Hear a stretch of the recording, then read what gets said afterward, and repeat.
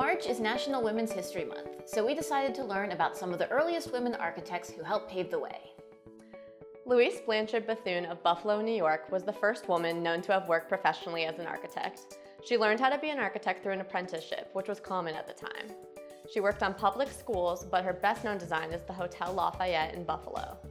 At one point, she refused to compete in a design competition for the women's building at the World's Columbian Exposition in Chicago because men were paid $10,000 to design buildings for the fair, while the women were only paid $1,000. Close to her home, the first woman architect in Ohio was Florence Kenyon Hayden Rector. She was the only female architect practicing in Ohio from 1900 to 1930.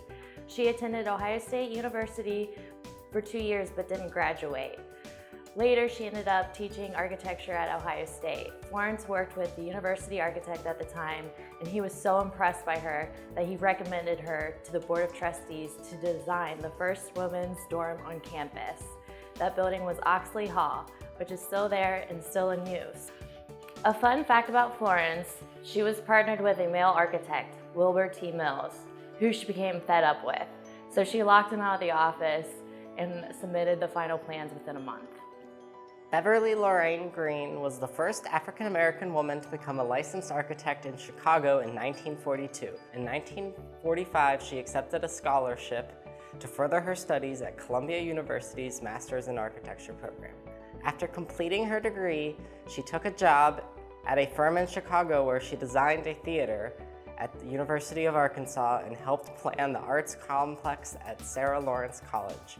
In 1955, she worked with Marcel Breuer, assisting in the design for the UNESCO headquarters in Paris. Norma Merrick Sklarek is another prominent early African-American woman architect.